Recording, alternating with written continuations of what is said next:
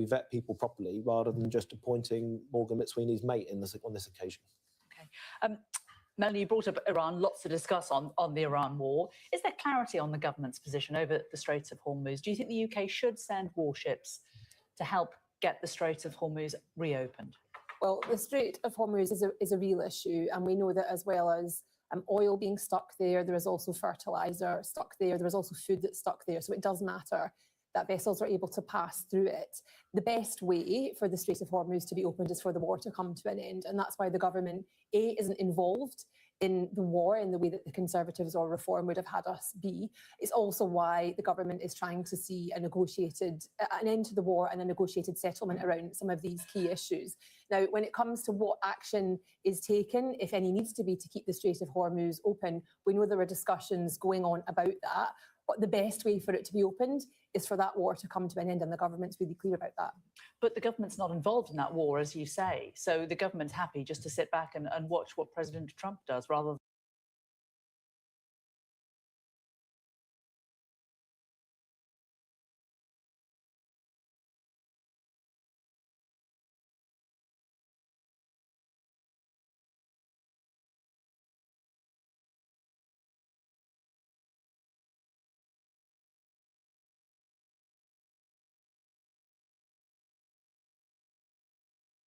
get involved themselves. No, that's why the Prime Minister is having conversations with all of our key European allies about this, with other allies such as Canada, with all of our allies across the Gulf as well. We know that that really matters. The Prime Minister, the Foreign Secretary, the Middle East Minister, the Defence Secretary have all been in the region having conversations with Prime Minister. This is the collaboration you've been waiting for, the one you've been asking for.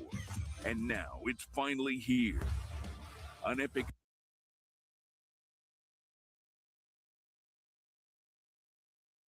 At the end of the day, it is not in the UK's national interest to be fully involved in this war. We do need to have the Strait of Hormuz open, but that's why the government wants to see the war that is being prosecuted by the US and Israel and Iran, the Iranian regime, dealt with so that it cannot be a threat in the future. The war needs to come to an end, and there needs to be a settlement that makes sure the threat from Iran is removed, but also the Strait of Hormuz is open, and the economic impact that our country is feeling comes to an end as well. Joe Robertson, for the Conservatives, is Kemi Badenoch's position on the war evolving? I think the British government should be open-minded because the war itself, the conflict itself, is evolving, and we don't know where it will go next in terms of stability of oil and gas markets. So I think the government should be open-minded. Look, Kemi Badenoch from the start was very clear that we should have had destroyers, a destroyer out in the Middle East from the start.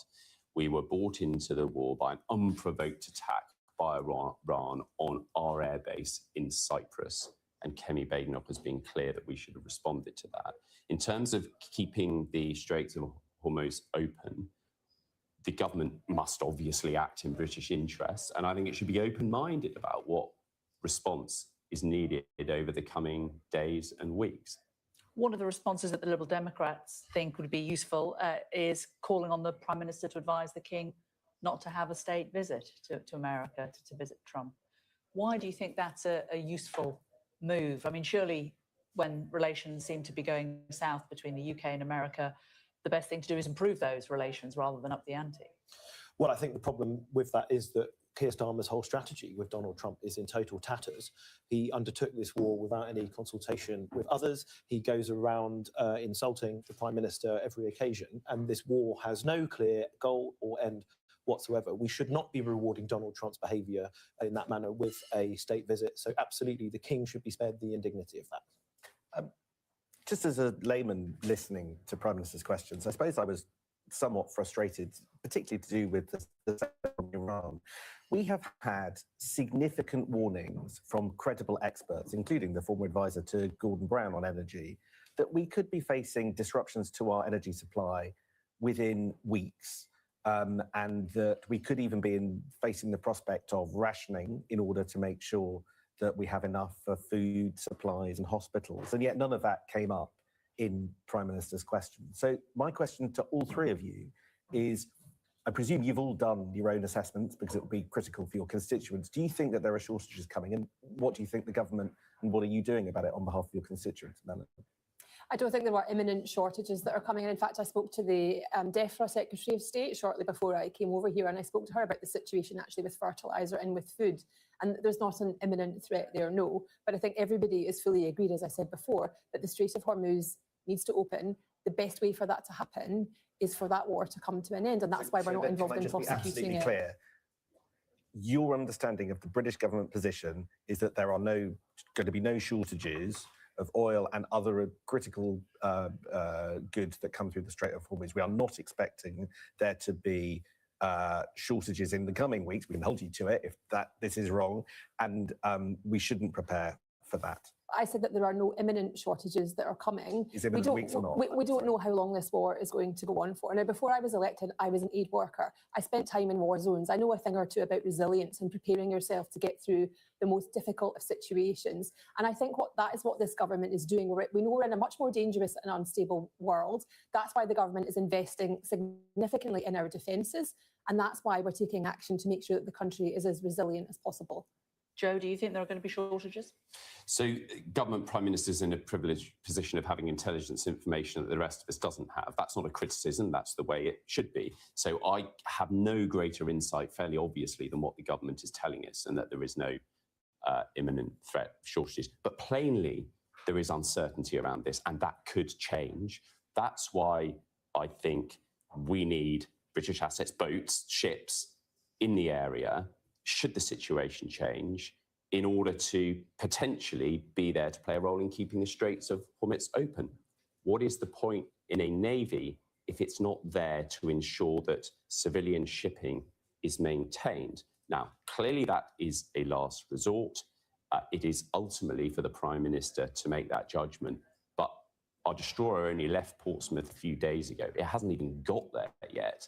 The Prime Minister was caught sleeping at the wheel. When the ship does get there, then we'll be in a position to do what we need to do according to the judgment the Prime Minister and the intelligence has got. Melanie, you wanted to come in there? I think it's a little bit rich to hear this from the Conservatives about the defence of the nation. The fact is that the Conservatives ran down our defences and our defence budget.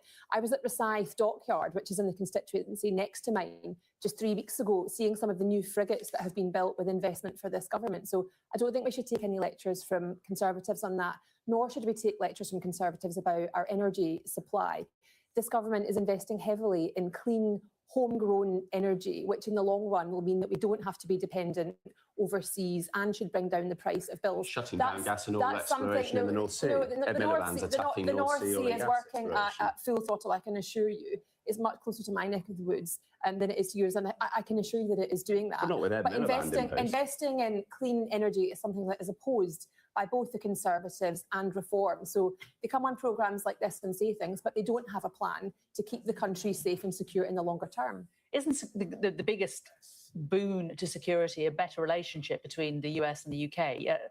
President Zelensky yesterday said that Starmer and Trump need to meet to, in his words, reload the relationship. Are you dismayed at how the Prime Minister and the President's relationship has gone? I think the Prime Minister is doing the right thing in this situation. If you look at how the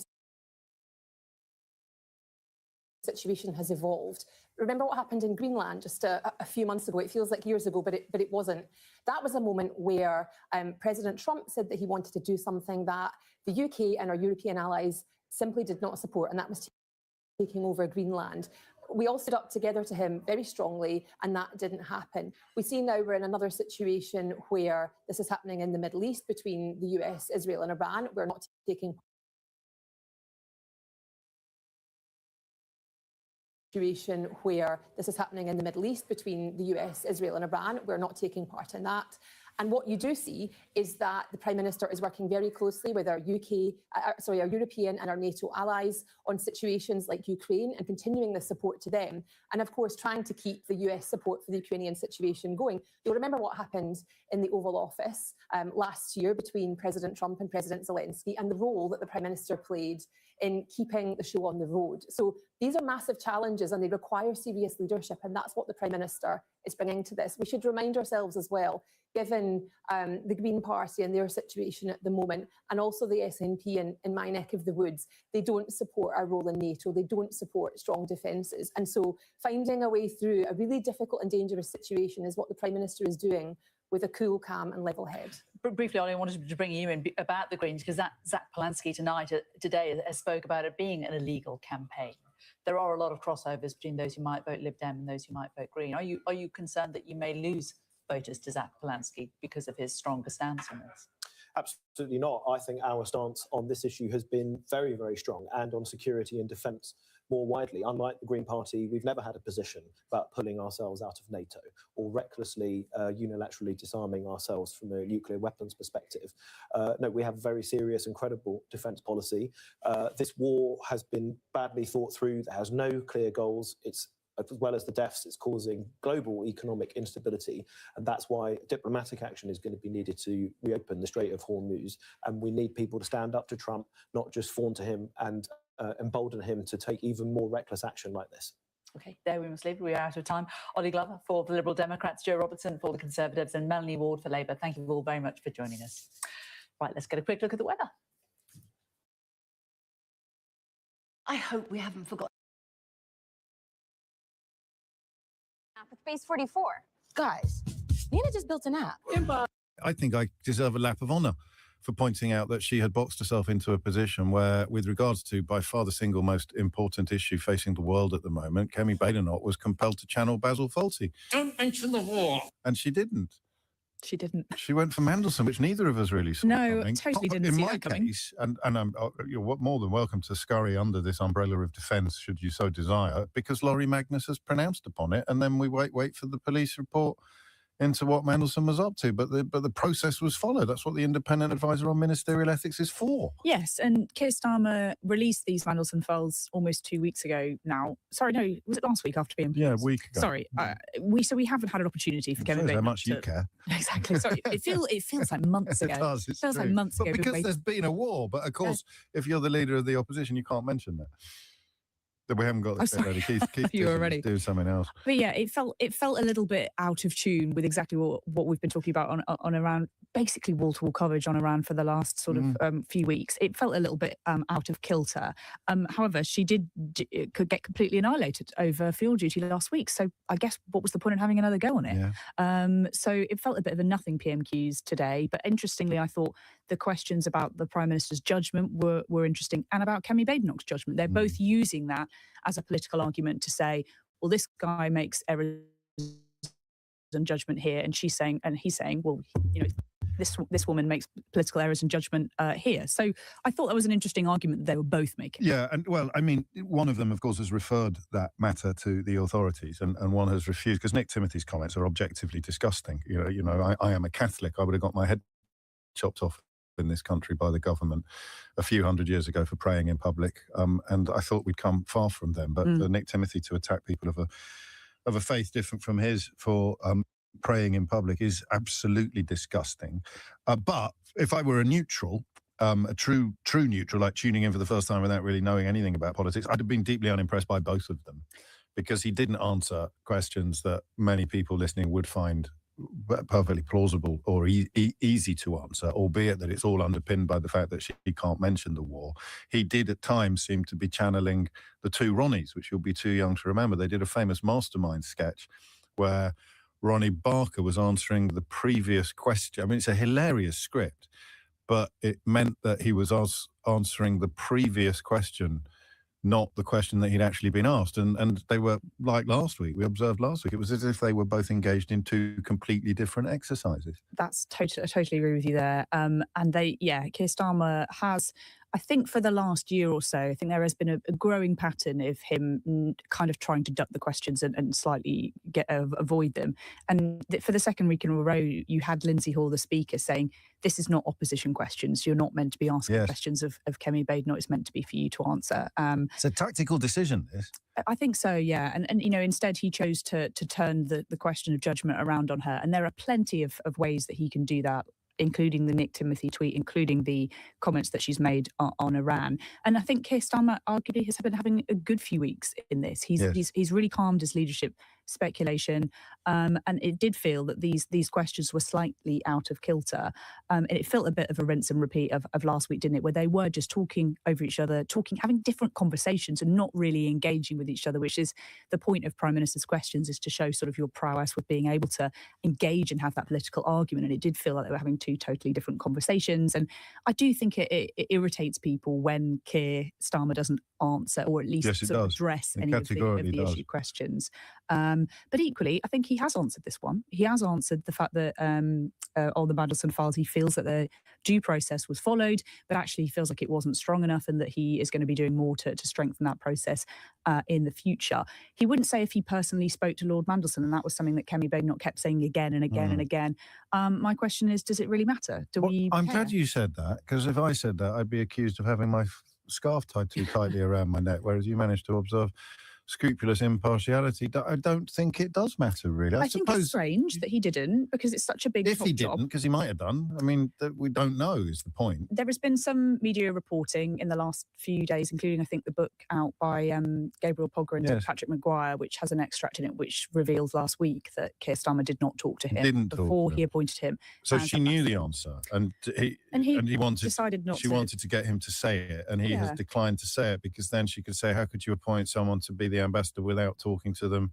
And that is personally. a fair question, but it's probably not the most important question. I think the question of the Prime Well, Minister's it's- judgment is potentially a far bigger That's one. untouched by that, because you would simply point. So you think that he would, if he'd lied to all these other people, you think he wouldn't have lied to me? I guess that's the point. But that's obviously not the case. We know that Lord Mandelson. It was Ronnie Corbett answering the questions and Ronnie Barker asking. I got that wrong as well. Sorry. It's good to clarify. Having a great week. It's just terrible. Oh, sorry. Don't mention the war. Don't mention the war. Don't mention Ronnie. the war. And then David, but more on this. I mean, I share the general opinion. Some people have put it better than I've managed. Nigel says very poor and not that one. Totally forgettable PMQs, and from both angles. Starmer ducking and weaving whilst landing a few blows. Badenoch swinging and missing repeatedly. Yeah, I'd probably be 52-48 on this. Yeah, I don't think he was a particularly good No, he wasn't. storm performance from her, but she wasn't totally awful either. But I didn't think Ed Davey was brilliant this week. Sorry, Lib Dems. I thought, talking about nuclear in the sort of light of Donald Trump, and should we be diverging from America on that? And then a bit of an interesting question on GB News, which Keir Starmer completely refused to answer, saying that's important for free speech, but let's let Ofcom deal with it. Well, that is what Ofcom's for. And Ofcom generally do a great job. And they can only, of course, respond to complaints. They can only really launch investigations when people have complained. But we'll find out a lot more about this imminently, because Alan Rusbridger will be joining me shortly to talk us through this extraordinary investigation, which has prompted, as you heard, very strong criticism, even from the ridiculous but once esteemed and reputable figure of Andrew Neil. 26 minutes after 12 is the time. That's probably it. We kind of shows how rubbish I it know, was it this week. wasn't We're very coming good. in 3 or 4 minutes early. Let's just randomly play the Don't Mention the War clip again, because it puts a smile on my face, Keith. Don't mention the war. Thank you. The one thing that I think... What was that for? It's gone rogue now. What was that? He's Just pressing improvised. buttons everywhere. It's gone jazz. The one thing that I think Kemi Badenoch did do well when she was talking about Angela Rayner, we both agree that he should be replaced by a strong woman. I think that was her only real saving grace of that PMQs, and actually it was the one thing that we got right of predicting that Angela Rayner would come up at PMQs. I can't see that she's on the benches. I think it would have been a little bit embarrassing if she were on the back benches watching on that. But yes, it's a really interestingly timed intervention from Angela Rayner, and like I say, a lot of people scratching their heads wondering why is she choosing this moment to intervene on the government's migration plans, and sort of what has she got planning potentially for after those May elections, when we know Keir Starmer's going to be facing a really rough ride. Indeed he is.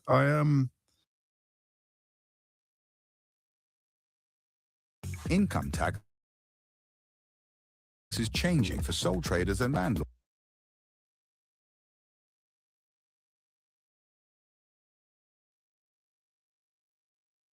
For income tax, and thankfully Xero's MTD ready and easy to use. Get ready for MTD for income tax with Xero. We do full fibre broadband, so you can do life. Hyperoptic, full fibre that's in your corner. I had a thought, which is always dangerous, about, and I hope I haven't misremembered, when Boris Johnson, probably the thing he got most right, arguably the only thing he got right during his premiership, was the response to the Russian invasion of Ukraine. And Starmer was four square behind him, I think, On on the Ukraine. Ukraine question. I believe so. So for a leader of the opposition at a time of international war to fully support the Prime Minister's position, It's not completely unheard of. well, sure. I think it's almost normal. It's, Mm. I mean, I'm pretty sure it happened during Iraq as well, for good or for ill, of course, because most people have retrospectively changed their mind over Iraq. But it is one of those moments when you expect the House of Commons to come together. And I mean, the absurdity of the position that she now finds herself in other words, being unable to mention the biggest story in the world because she's made such a mess of her initial response to it. This could have been an opportunity for her to push Farage further into the margins as well, Mm. by actually sounding as if they were prioritising the national interest over sycophancy to Trump. But she's completely blown that now. There's no way back, really, is there, on this? Because any time it appears, he just points out the ferrets. Yeah, it's interesting because she's had this her entire sort of career as leader of the opposition. She's been very aligned with Donald Trump's America. I don't think she's maybe potentially realised that a lot of the country are not with Donald Trump anymore, and a lot of the country realise that the American relationship is. People, agree with the stance mostly. I think that Keir Starmer is generally, or has been taken at least the last year, trying to be on his good side, but equally when there are issues of difference. But she has always wanted to cozy up to America under Donald Trump, and I think it would be silly for her to go, actually, you know what? No, I support the Prime Minister on this. I can't remember an occasion, can you, James, when Kemi Badenoch has ever gone to the dispatch box and said, I agree with the Prime Minister's position on this. I'm fully supportive of him on this. And I think actually it really does show the depth of a politician when they're able to do that. Absolute respect when you can agree. It's what politics is good to show that happens, isn't it? It's actually why I invented the word footballification, for precisely that reason. Long before I even knew Kemi Badenoch existed, it was a way of describing how dangerous for everybody, how dangerous for democracy is, if you base your opinion on any political moment on the colour of the scarf that you've got tied around your neck, rather than on the events unfolding on the pitch in front of you. And you can be the biggest Kidderminster Harriers fan on the planet, but if Chester score a glorious goal, you've got to give them the credit for scoring a glorious goal on occasion. But of course, some football fans are categorically incapable of ever seeing any wrongness on their own side or any goodness on the other. And that's the case with MPs of all parties and all political colours. There are some MPs on the outskirts of every political party who just refuse to talk to people on the other end of the spectrum. I think that's like terrible. I think it's terrible as well. Don't get me wrong. That's one of the reasons why I'm not a politician. But I've met not all of them, because of course there'd be some that you could.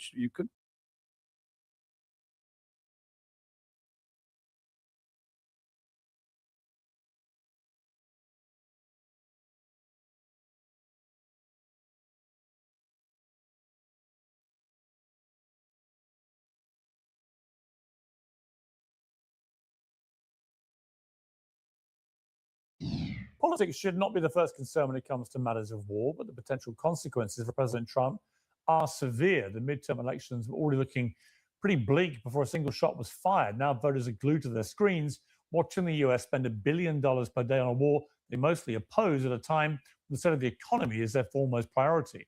A president who returned to the White House with such energy and optimism could well leave it as a lame duck, and he may well be impeached again.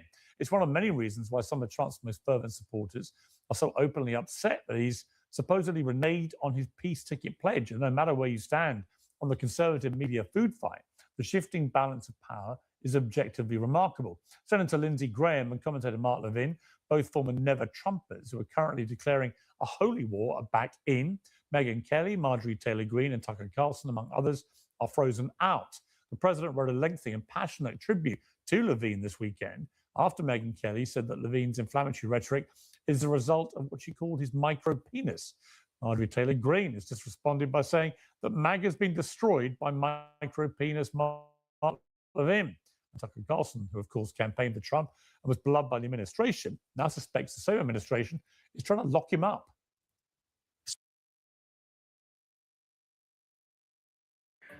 So are you billing clients based all over the world?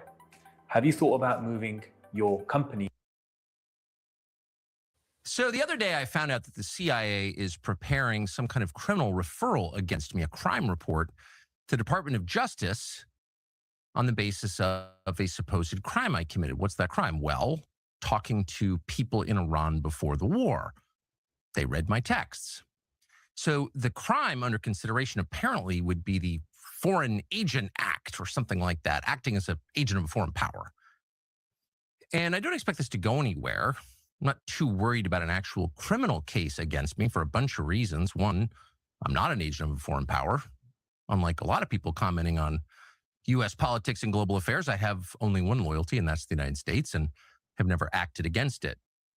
Well, this morning, an Axios reporter said that there is no CIA investigation into Tucker Carlson, but that hasn't stopped the court of social media convicting him of treason, with Attorney General Laura Loomer suggesting he could face the death penalty. Meanwhile, tensions over the religious pretext for supporting Israel in the war continue to boil over, as do the accusations of anti-Semitism leveled at those who oppose it. Many normal people doubtless find all this exhausting. The bad news is that, much like the war itself as it stands, there's no end seemingly in sight. We've got an excellent panel patiently standing by, but we begin today with Carrie Prejean-Bolo, the former Miss California and Trump ally who was just ousted from the Religious Liberty Commission. Well, welcome to you, Carrie. I think it's your first time on Uncensored, so I welcome you to the show. What is your view about this? Because I've known Donald Trump a long time, and I'm struggling to not see this attack on Iran as potentially the biggest miscalculation of either of his presidencies, simply because it is going on already much longer than he indicated it would, and there's no apparent easy off-ramp for him now. And it's causing a lot of damage economically, politically. You know, militarily, America is superior, but even there, they're sustaining losses. And there are many people, even in the most fervent MAGA part of his support, who say, look, this guy campaigned on no more involvement in foreign wars, particularly in the Middle East. What is he doing? Staking everything on the biggest war imaginable in the Middle East. Thank you so much for having me, Pierce. I've been a loyal supporter of the president for almost 20 years. This goes back to when I was 21 years old and I was Miss California at the Miss USA pageant. And I've known him, I consider him a dear friend. And I will tell you right now, I do not recognize our president.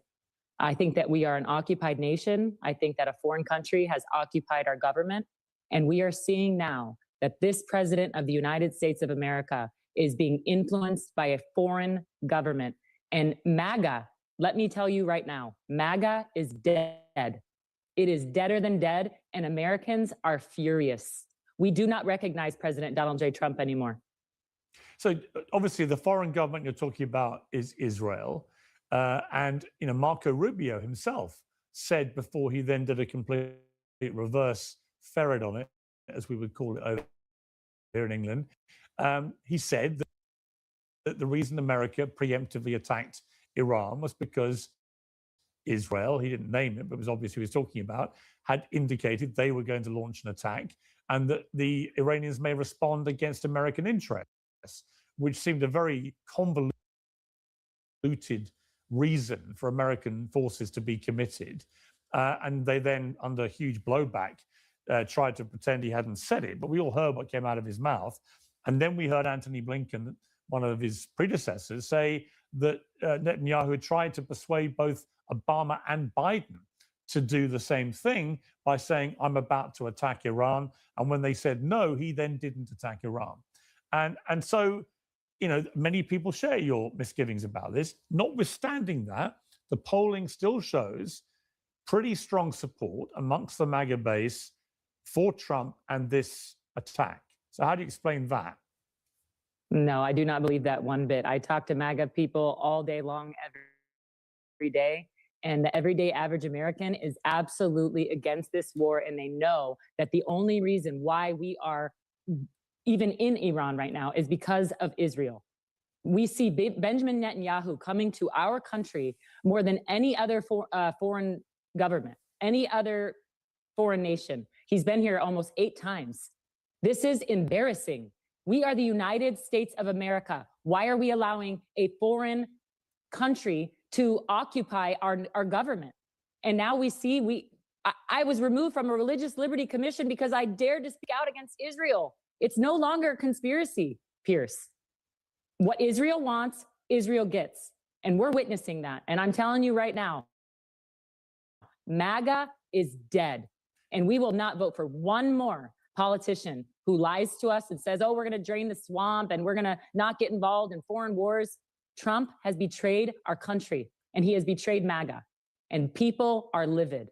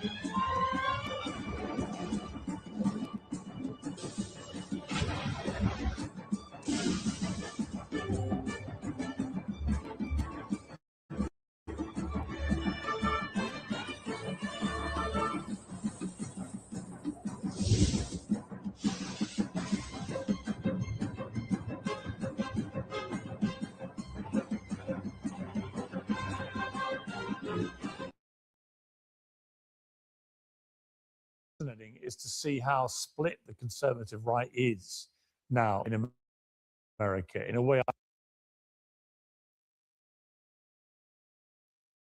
I never imagined possible. You know, on the Miss California thing, it was a story at the time, and I remember all that going. And I was actually at the time, I was on Trump's inaugural Celebrity Apprentice show. I won it. That's when I got to know him. So, you know, I remember all that period. And what is fascinating, if you go back to 2008-9, the idea that people like Megyn Kelly, Marjorie Taylor Greene, Tucker Carlson, you and others would be so against what Trump, a Republican president, is doing, would have been unthinkable. How do you think it's come to this? Well, we witnessed what happened from the very beginning. We saw that Marjorie Taylor Greene was called a traitor by the president. We're seeing never Trumpers, Pierce, never Trumpers like Lindsey Graham and Ted Cruz and Mark Levin. I mean, these are never Trumpers who were not by his side back in 2016. And now he's siding with these people and calling true MAGA supporters traitors. He's, you know, but what you realize is that the most free people are Megyn Kelly, Tucker Carlson, Marjorie Taylor Greene, Candace Owens, all fired from the mainstream media, all fired from either the president or mainstream media. And now we're seeing that they're the most free. They're not owned by big corporations, big politicians, big donors. And so we're free and we're speaking out. And it's important that everybody wakes up and realizes that this country is not a free country any longer. It's very, very sad. And what is fascinating is watching people like Ben Shapiro, even coming after people like me. I've always got on pretty well with him. He's come on my show a lot. I've been on his a lot. And it only began, his attacks on me, as a consequence of me becoming more critical of the Israeli government, not of Israel as a country, not of Israeli people, not of Jewish people, but actually direct criticism specifically laid out against some of the actions of the Israeli government, which I believe is being overrun by extremely hard-line, far-right characters like Smodrich and Ben-Gvir, who have a very unhealthy influence over Netanyahu because he owes the fact that he's back in charge to them. And I think this has been a very, very unfortunate chain of events, which has now led to where we are. But this idea, and you've talked about this quite a lot, including with Tucker, I think, the other day, which is that any criticism of the Israeli government is now framed by people like Ben Shapiro and Mark Levin and others as anti-Semitism, that therefore it means you must hate Jewish people. And I find that just A, ridiculous, and B, actually really offensive, and C, it totally devalues the word anti-Semitism and what it actually means and those who perpetrate it. Yeah, you're exactly right, Pierce. And you're witnessing it firsthand. You're being called now an anti-Semite. And you know what? I think that it's getting a little old. You know, I witnessed this back in 2009 when I stood up for traditional marriage. I was called a homophobe. I was called a bigot, a hateful person, simply because I'm just upholding my Christian values. And so I think that the name calling is going to work. But you're exactly right. This is what they do. And I call them Zionist thugs because this is exactly who they are and what they are. These are thugs that try to put you in this box and they lock you in and they shut you up and they cancel you from society and they shun you. They humiliate you. They backstab you, and then they expect everybody else to do the same. And that's what Zionist thugs do. And this has nothing to do with Jew hatred. I am speaking out because I witnessed a genocide in Gaza. I could not deny my eyes. I am a Christian. I am a mother. And I was witnessing a starvation and a genocide, a real Holocaust before our very eyes. And they wanted me to deny that. And I refused to. And they want to call me an anti-Semite simply because I'm a Christian. And that's where this is going, Pierce. Pretty soon, Christianity will be anti-Semitic. And that is dangerous. And I reject that. Is it, I mean, just to play devil's advocate with you here, we're both Catholics. And I think I'm right in saying that you do not support the concept of Zionism. You don't agree with it. You think it's wrong.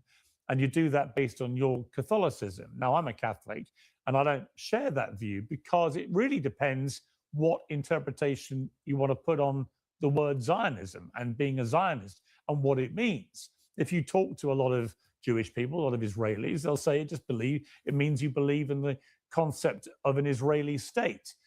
And the disagreement comes when you get perhaps more radical Zionists whose interpretation of what the state of Israel should be geographically is massively bigger than perhaps more moderate Zionists. So what is your intrinsic problem based on your own religion with the idea of Zionism?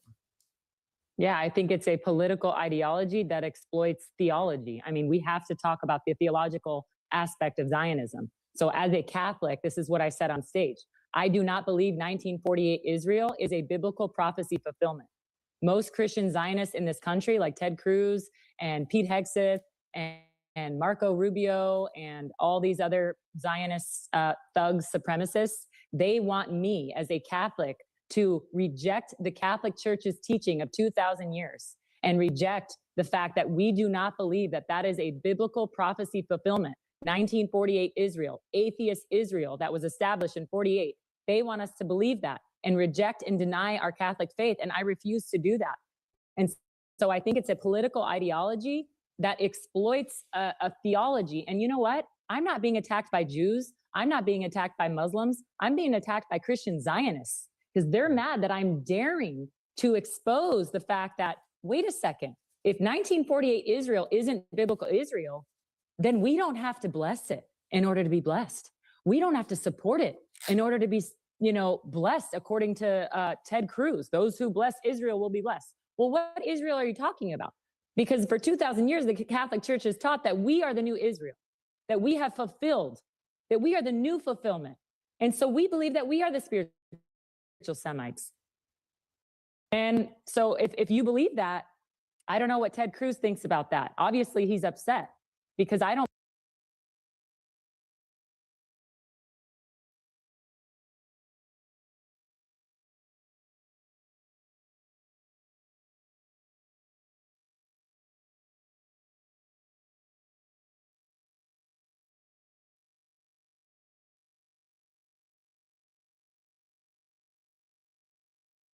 And we're talking about thousands of troops here. it's So extraordinary, the I don't numbers. see that at all. Mhm. That doesn't rule out some sort of ground intervention, more plausible in a couple of weeks' time. So no, I don't think it's another Vietnam, but it's not to say it couldn't go terribly, likely to than not, the way things are going. Yeah, they're sending this task force from the Pacific, aren't they, or from the Asian theatre of some 5,000 troops, 2,500 of which I think are Marines. That's right. Why do you say? I mean, the first Iraq War, yes, went pretty quick. The second Iraq War, the mission accomplished was declared, and the Americans were still fighting 8 years later. That's the problem, isn't it? You get the military side went really well, and then they lost the peace because they didn't prepare nation for it. building. Yeah, exactly. But I mean, Tommy Franks, who was the commander in 2003, the American commander, they did the job. You know, they smashed through at Najaf, and they smashed through right at what was it? What was the bridges of? I can't remember. It doesn't matter. But they really did. They really did a really good job, and they got to Baghdad, and they went on a thunder run into Baghdad where they weren't sure if the road was open or not, so they took an armored column up there and they just ran into Baghdad to see what would happen, and found that it was not really defended, so the rest of the forces came in. All that was military textbook stuff, actually. But they didn't then handle what came afterwards because they misinterpreted it, and they ended up with several years of military failure, military political failure. But what I'm saying is that those successes in 1991, 2003, it's hard to imagine them being replicated even at that level if you take it to Iran, because of the nature of the country and what it is and how much bigger it is.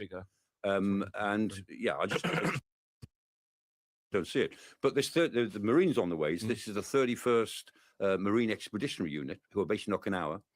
Imagine being able to build anything just by thinking about it.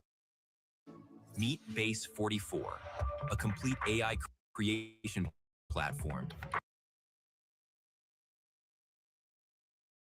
That are the landing platform docks, which is the New Orleans and the San Diego, and these are the ships that release the landing craft. Everybody remembers from war films, and goes into the beach, and the ramp goes down, and the Marines run onto the beach. That's what that does. Those two ships have the landing craft. Right. And the point about the 31st MEU, it's a very capable unit. It's their crisis response unit. Yes.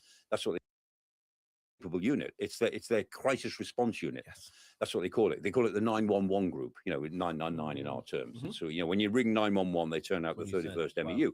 The point I would make about that is you don't send that sort of unit to the Gulf if you're trying to add to the air power, because there's plenty of it. You don't send it if you're trying to add to the sea power, because there's plenty of that as well. You would only send that unit if you intend to land forces on a contested shore. That's what they do. It's specialized in getting boots ashore in a hostile environment.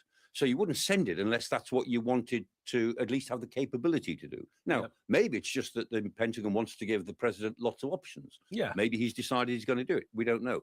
But when the MEU 31 MEU arrives there, which will be at least another week, we're then on a countdown to whether the US thinks that it wants to put boots on the ground. Yeah, and interestingly as well, Michael, I think it gives us insight as to the US's planning about all of this.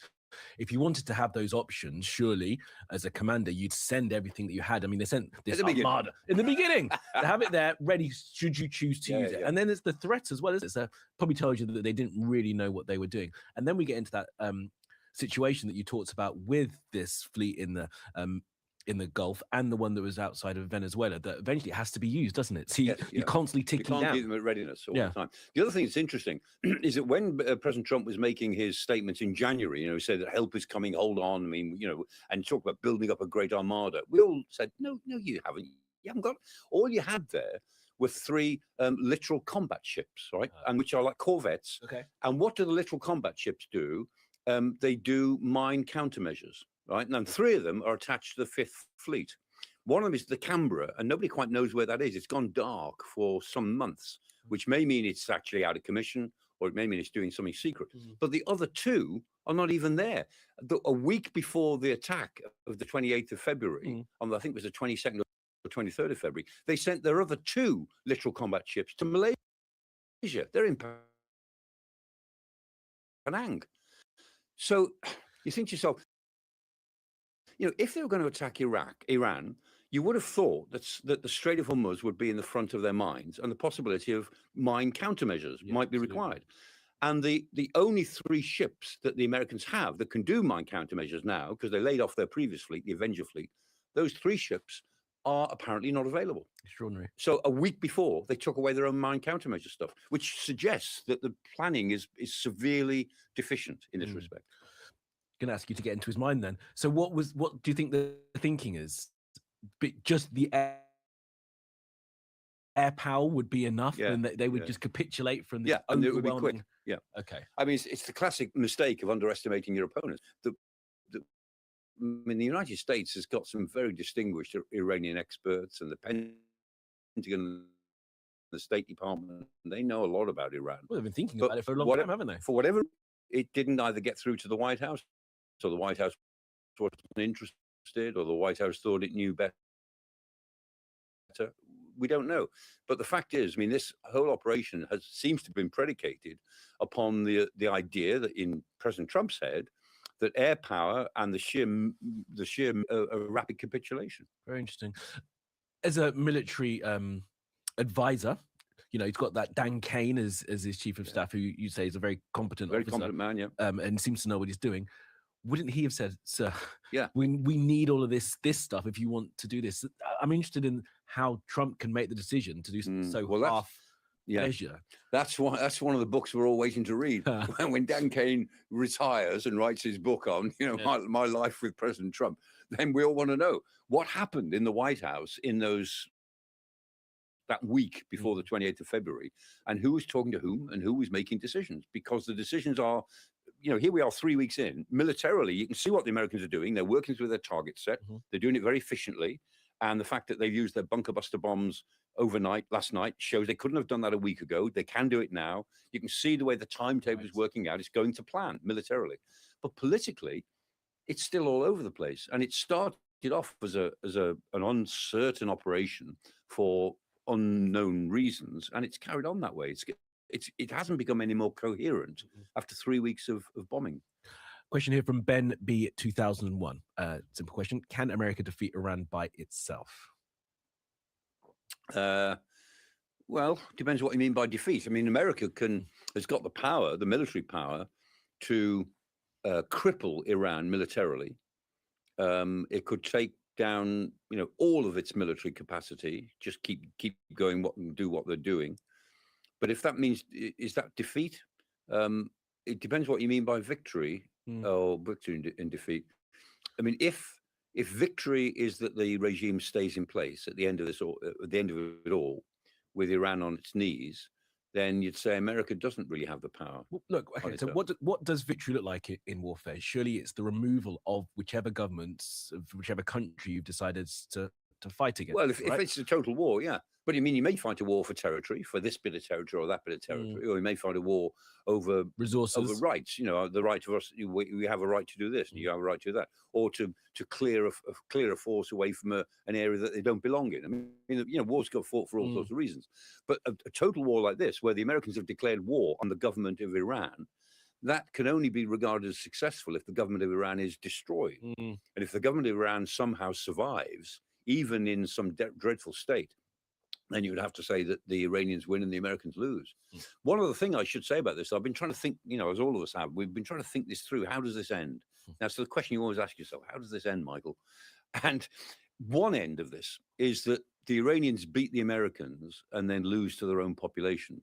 That the war comes to an end, the Americans declare victory and go home. The regime is still there, but it's so weakened and things are so different that the opposition comes out onto the streets, not immediately, and with great violence probably. And after maybe 6 months, after a year, after 2 years maybe, the regime actually does fall.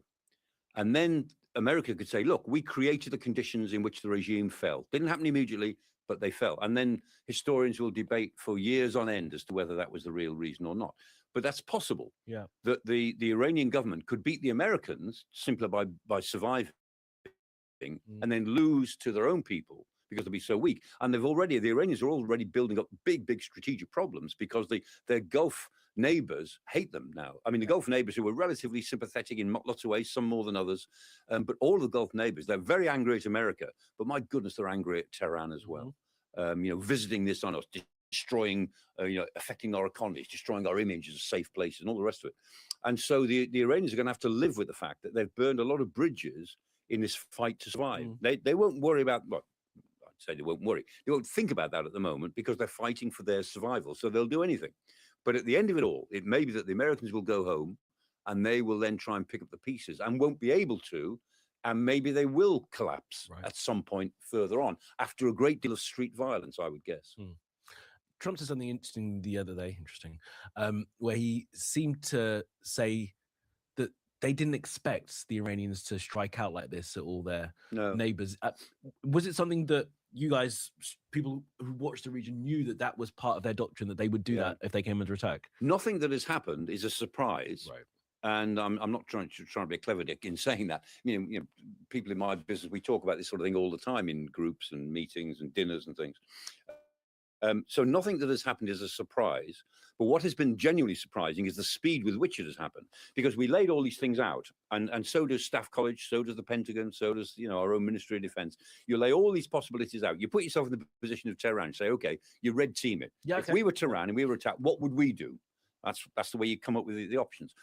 And so there's an escalation ladder that goes right up to some very high level of complete destruction of everything you can do.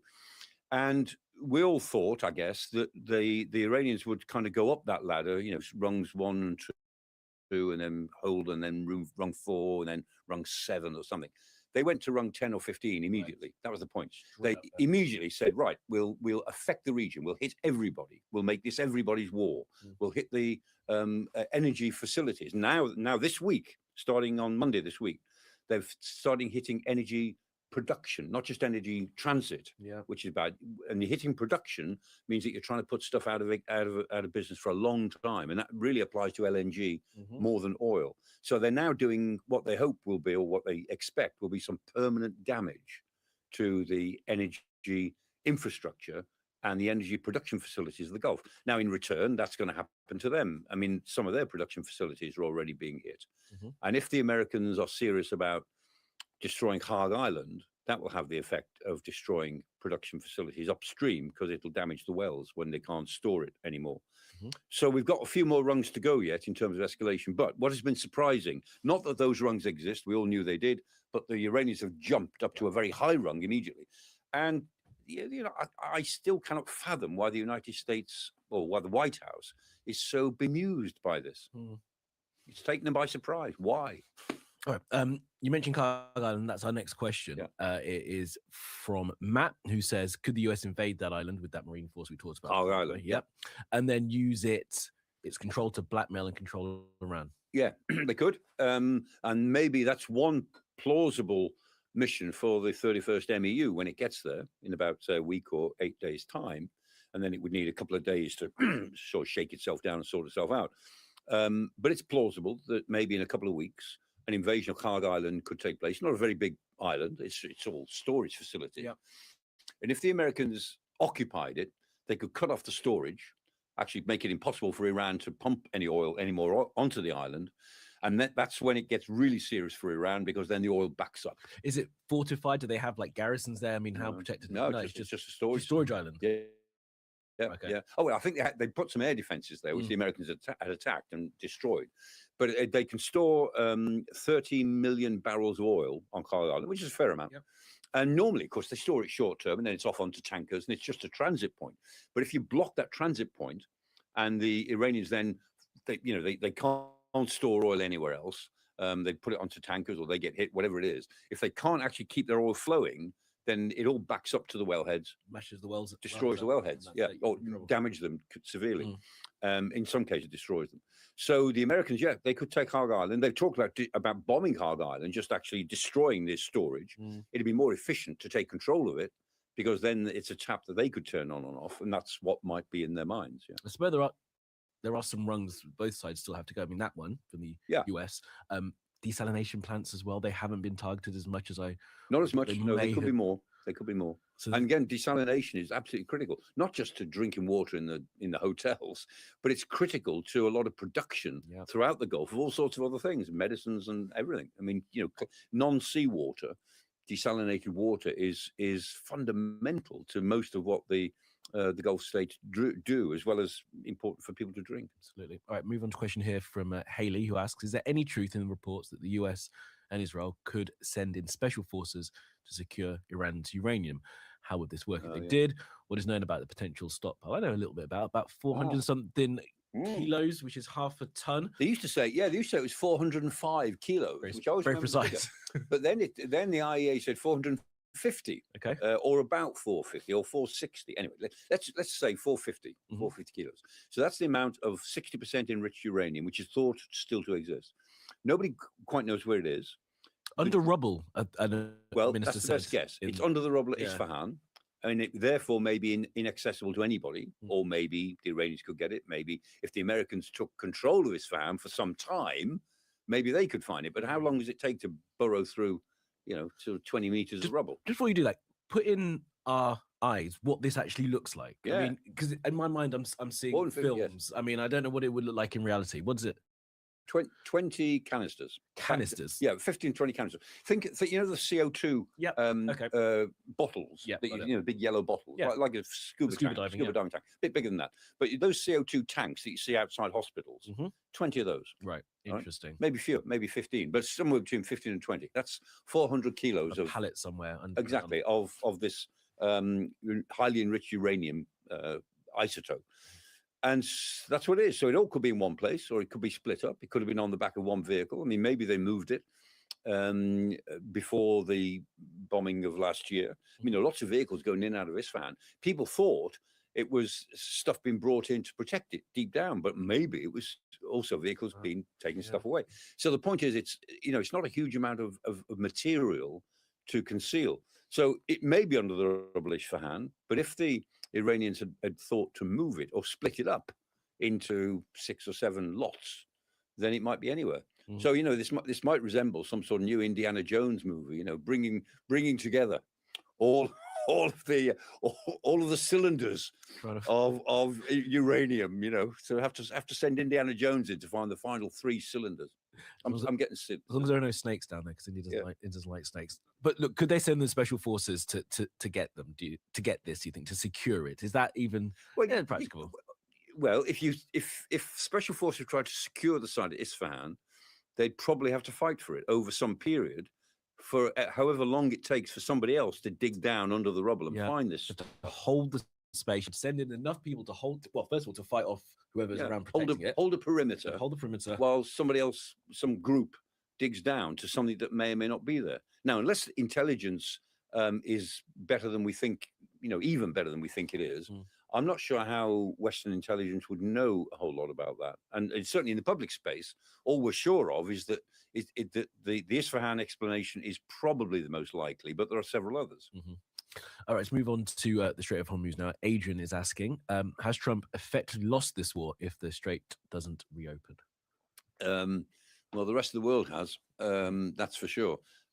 I mean, the Strait of Hormuz is the critical tap now for the next phase of this war. And if the Strait of Hormuz remains blocked, then the world economy will suffer a lot.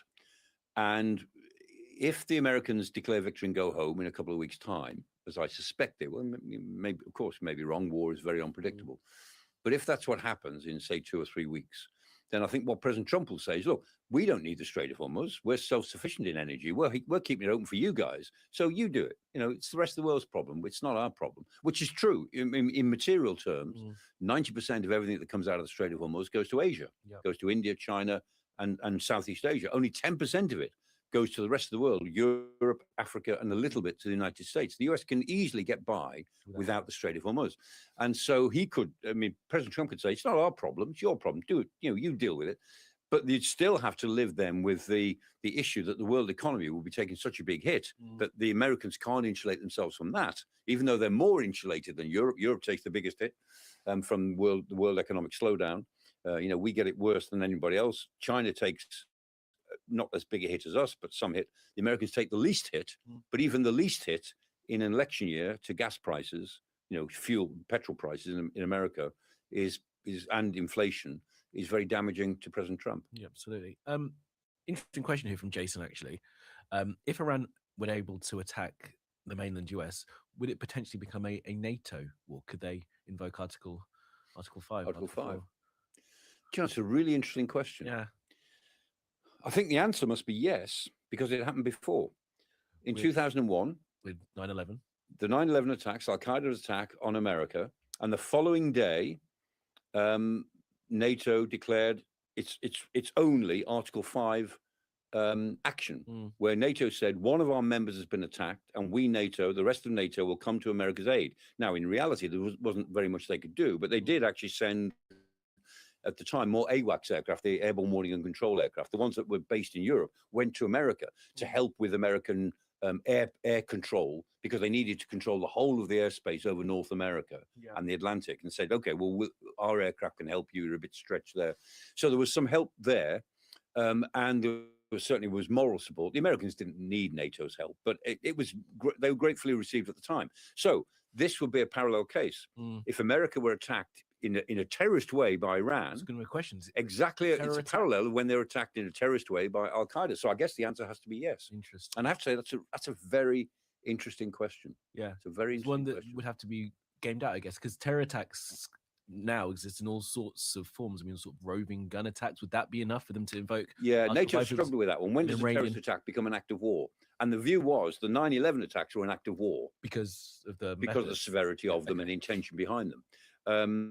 But other terrorist attacks are regarded as below the threshold of an act of war. But I think in this case, if Iran managed some significant, they'd have to be significant, but significant terror attack in the United States, not a one-off assassination or a single bomb, in a shopping mall or something like that. If it was some sort of spectacular of the sort that Al Qaeda used to try to organize, then I think, yeah, that's a good question. I think NATO would say, well, that's it. One of our members has been attacked, and if only to make the point to President Trump, that NATO is meant to be a collective alliance. I think we would declare Article 5. That doesn't mean, incidentally, that the rest of NATO has to go to war. As you and I have discussed many times, Article 5 doesn't commit you to war. It just commits you to discussing what to do collectively to what you take to be an act of war against one of your members. And we've always assumed that means we'll go to war, but that's because we've chosen to assume that. It's not actually what the wording says. Fascinating stuff, Michael. All right, like 2 questions now on the impacts of this war on us here. Asks, do we know any more about this US plane that crashed in Iraq? Do these planes use UK bases? Is there any risk of them coming down over our territory if there was a fault? This is the refueler, was it the R135? KC-135, yeah, I got that confirmed. Or it is confirmed in the public sources now. They're strato tankers. They've got, I think it's about 90 of them in the region now, because there's a lot of air-to-air refueling going on for the fighter planes and the fighter bombers that are coming from quite long distances away, given that they're launching most of these attacks really from sea or from further bases further away. So, yeah, this was one KC-135 that seems to have been involved in an incident with another KC-135. Now, the Pentagon didn't confirm that to begin with, because we originally...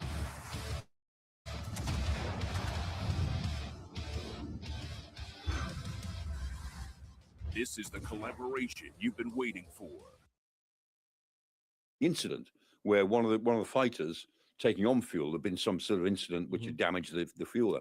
But it was, I mean, I've been on these refueling flights in the RAF, and it's astonishing how close the fighter comes. It's incredible. And it just sort of sits on the end of the pipe for 2 or 3 minutes. It just sucks on the end of the pipe and it flies. And you look out of the window, and you're sort of waving to the pilot, and you're going along 600 miles an hour, and they're waving to each other, sending him his free glasses and his stamps and things. Promotions, and it's astonishing how close to get. So it's not, that was our assumption, that maybe it was one of the refueling aircraft being refueled.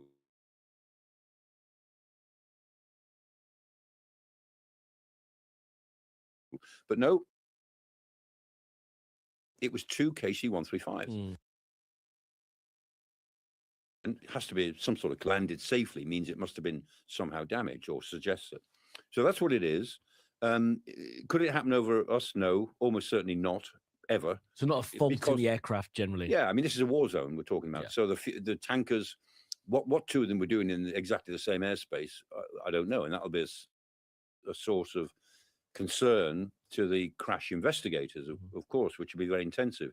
But in a war zone, it may well be that they've got several tankers in the same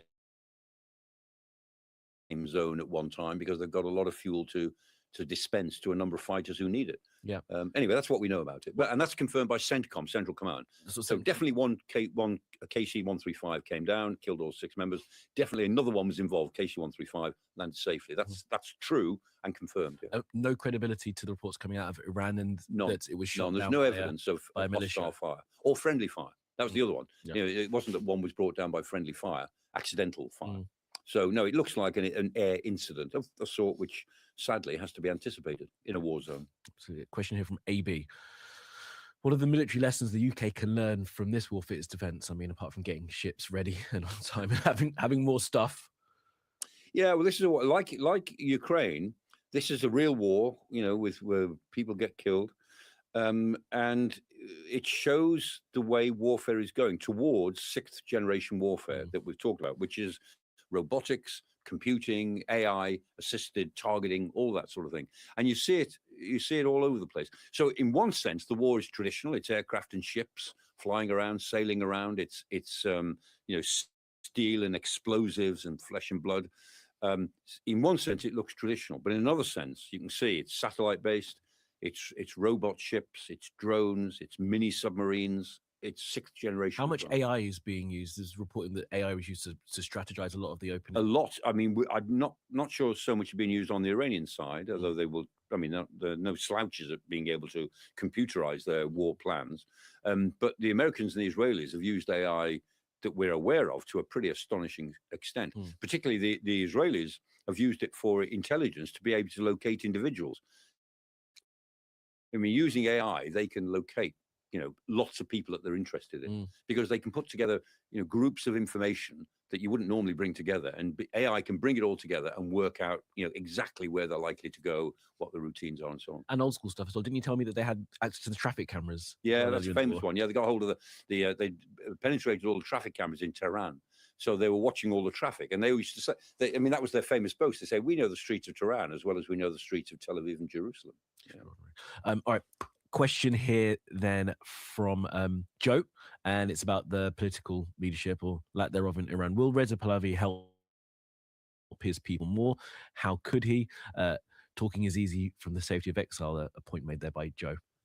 Yeah, Reza Pahlavi, he's kind of been sidelined by all of this because his role is to lead a popular revolution against the regime, and that popular revolution is a long way away at the moment, and may, you know, this war is making it less likely, not more likely, at least in the short term. And so, in a way, there's nothing he can say about any of this. And the Americans don't really believe in him, and they've made these mistakes before. I mean, you know, they went for Chalabi, for instance, in the Iraq War, and they said, "Oh, this is the man. He sat in America. He said all the right things in the think tank circuit, and so on." And it turned out he had next to no credibility in Iraq when Saddam failed. When Saddam finally fell, and I think Pahlavi might be the same. I mean, there are people in the States who are absolutely devoted to him, and there are followers. He does have followers in Iran, no question. But he would only arrive on the back of a popular revolution, not on the back of a war. And he certainly, absolutely certainly, does not want to be installed by American military power the way his father was in the 1950s, in the Mossadegh crisis. That would really be a bad luck. He wants to be installed by the people in as a popular choice, at least for a transition. And what he said is, look, I will help the transition, and then if you want me to move aside for something else, that's fine. No, that's my place in Iranian history. But if you want me to be the new ruler, that's fine too. But he can only do that on the basis of the legitimacy of the Iranian people, not because he's been put there by American military power. That would be a disaster. But with all we know about this Iranian regime, this current one, the one that has existed since 1979, there is no opposition of note that can come out. When people come out on the streets of Iran, they get shot and killed. Yeah. The government, the regime, the Basij have all the guns. There is no grouping that can come out at this point. No, I mean, what's coming out is only anecdotal. And I mean, Dominic Waghorn, of course, is there at the moment in Tehran. I think he's getting some good, I'm sure he's going to come back with a lot of insights, quite apart from what he's given to us on screen so far.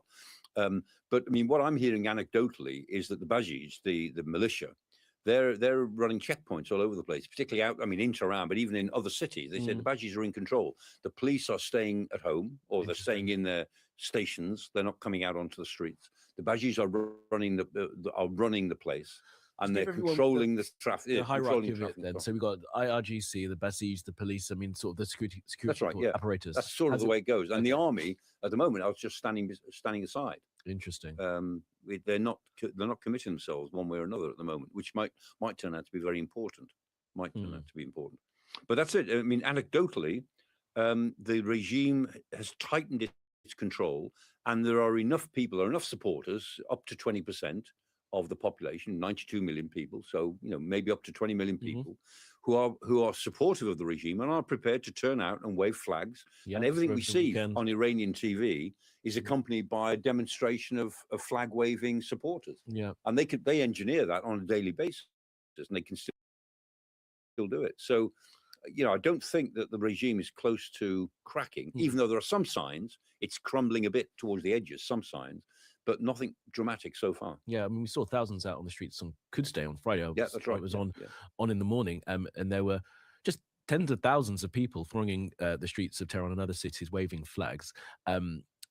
In defiance of what was going on, because the bombs, I guess, were still forming. And that was their way of saying, we defy the Americans. We'll have a street party, despite the fact that the Americans are bombing us. So there's within that group of supporters, minority, 80% of the population seem to want to get rid of this regime, but the 20% who don't are prepared to brave the open air in the middle of a bombing campaign to show their support. Yeah, and I guess it shows that however many days on into this war we were at that point, that the population have not been cowed by the US and Israeli bombing. Not yet. Not so far. Not so far. And that's the point. The point is, the opposition is without a leader, without an ideology other than to get rid of this awful government, and without any organizational structure. And so if people did come out, what would they do? The sort of momentum that we saw in January has worn off. Because that was momentum on the sense that we're not going to put up with this any longer, and it was a very simple appeal. But now the momentum has gone because of the war and because of the repression of the regime, and it's hard to see what can mobilize people to take the risk of coming out on the streets. A couple more questions, Michael, then we'll wrap up. Dimis J asks, are China or Russia involved in this war indirectly or directly? And could China use this opportunity to make its move on Taiwan?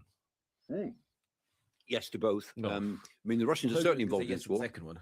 Yeah.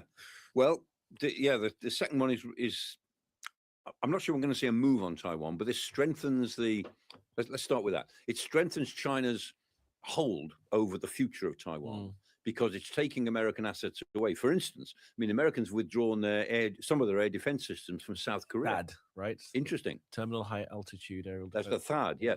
Because they want it for the Gulf, and they may want it for their own forces. If they put forces into Iran, say at Kharg Island or somewhere else, they want a THAAD system to look after them. Now that's interesting. And the American weapon stocks that they keep as a reserve for all of their eventualities in the Pacific, they look as if they're now digging into, which is not that's not the worst thing in the world. No. But it's not what they would have wanted. So it increases China's relative influence over the way in which they're trying to pressure and squeeze Taiwan. I mean, the Chinese are not likely to launch a straight invasion of Taiwan. They might, but they're not likely to. They're much more likely to squeeze it and eventually persuade the Taiwanese, look, this is going to carry on until you make a political deal with us to reintegrate. So be sensible and make a deal. That's the anaconda strategy, as I call it.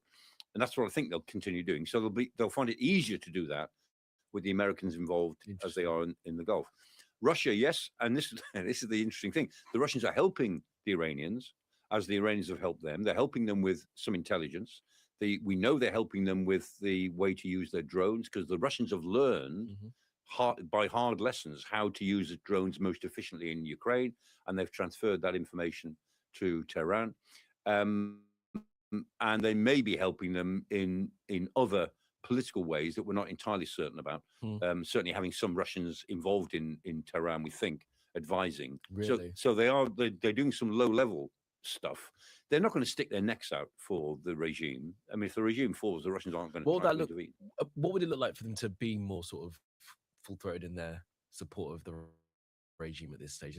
They're sort of behaving typically Russian, are they? And sort of it's helping where they kind of not. It's easy pickings for them. Yeah, and the whole crisis is good for Russia because the price of oil has gone up, their income has gone up. I mean, the Russian economy, as we've discussed many times, is pretty shaky this year. Well, this will bolster the economy really, yeah. just at the moment when the Russians had good reason to think about the future of their war in Ukraine. Then this now takes the pressure off.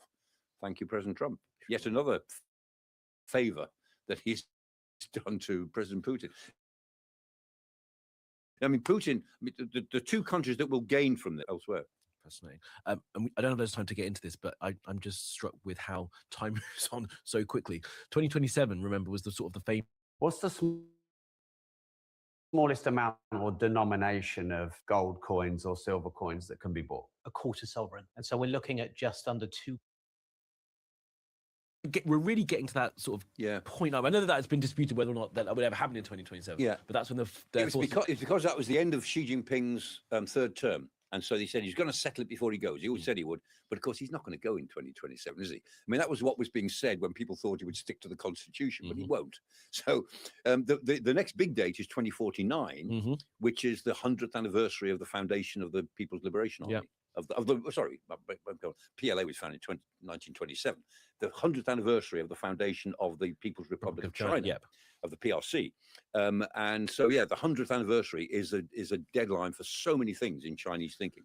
And that's a little bit of a way away. The 2027 deadline that's just, in case Xi Jinping decides to be constitutional. No chance.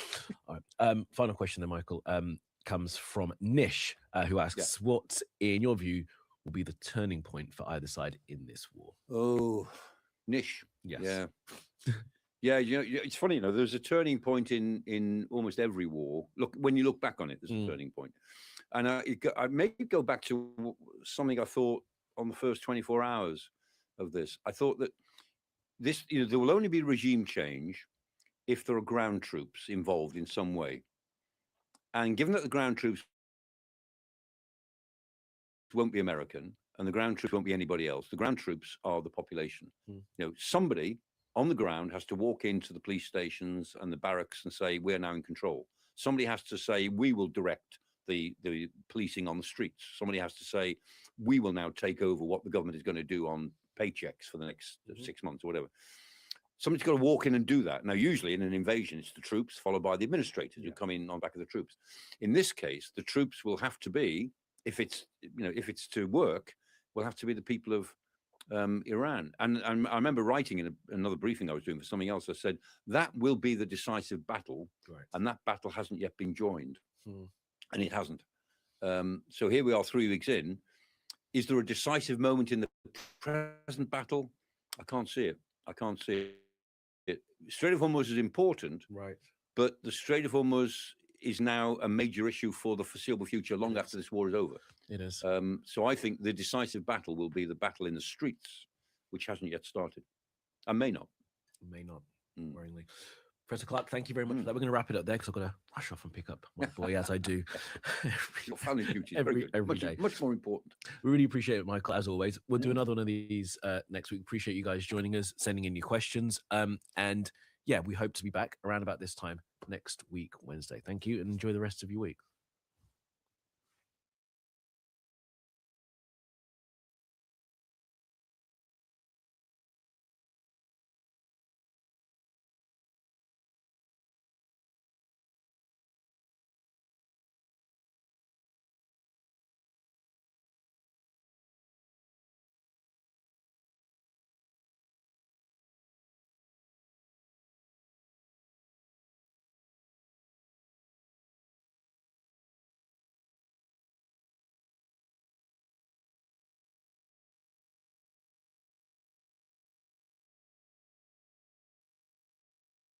About the US getting bogged down in Iran like another Vietnam. Barney asks, are the Iranians right, in your view, from that Sky News interview, that the US sent in ground troops? It could be another Vietnam.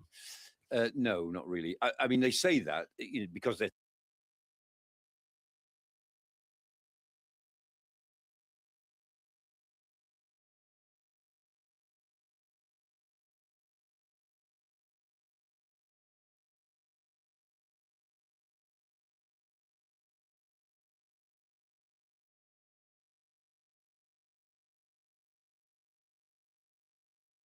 is we'll always be there for them, but they'll never be there for us. Trump in the Oval Office last night sounding like a sad and lonely man with no friends. The question isn't about whether we've got Trump derangement syndrome. The simple question is whether Trump himself is deranged. That story is pure, 100% fiction. Does he believe this? Is he in a land of delusion?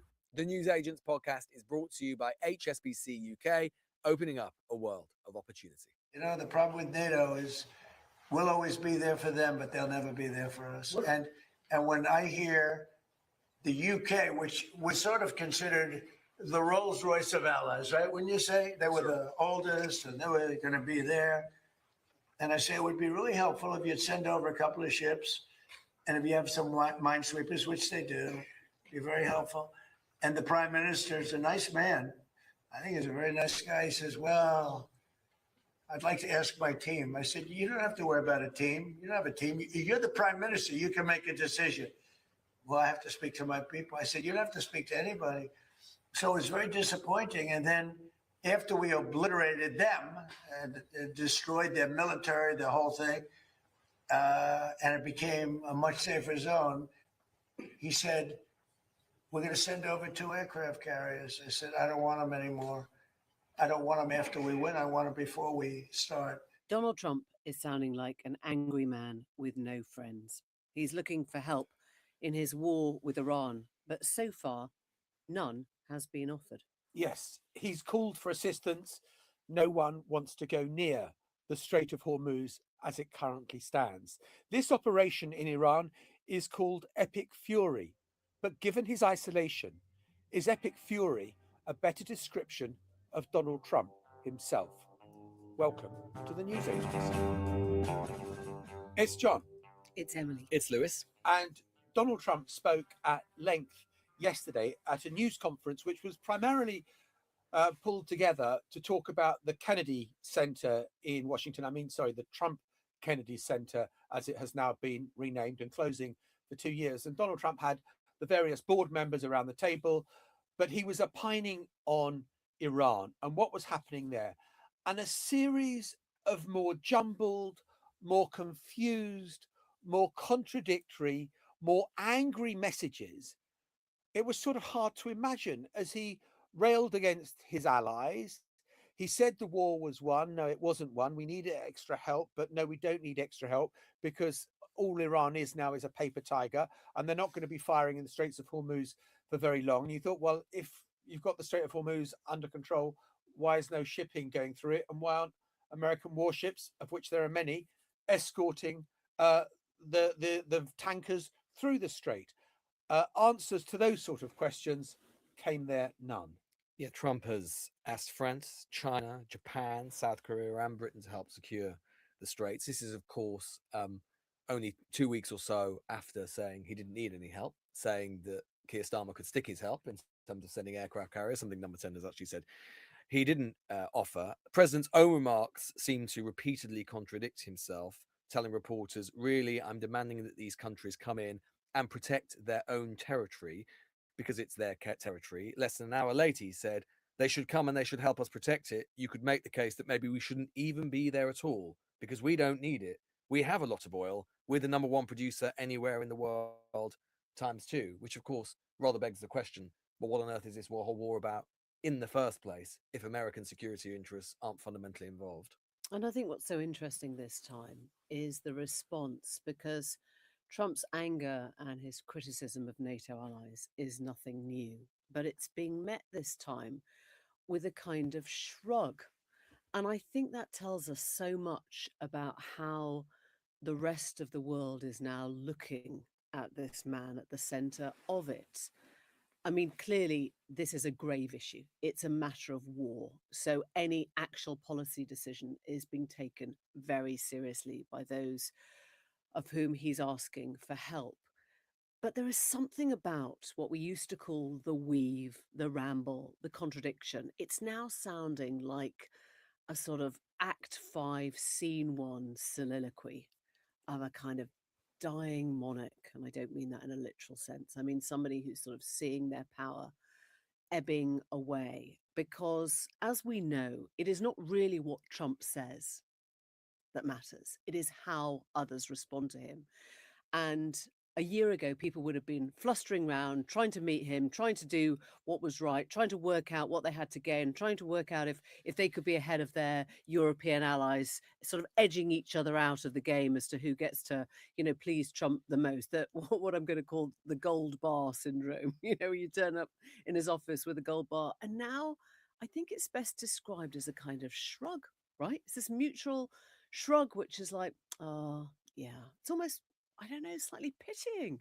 I think this is the week where the sort of collective delusion that so many in the West have had to cling to, in Europe and in Britain as well, have had to cling to, which is that we treat Trump as normally as we can, that when he acts rationally, and that there's always reason and method to the madness. I think that this is the week, and particularly even yesterday in that press conference, I think it was the week where all those delusions fell away. I think it is just worth just playing this montage. This is from CNN of just some of the contradictions in Trump's press conference that sometimes were quite literally moments or minutes apart.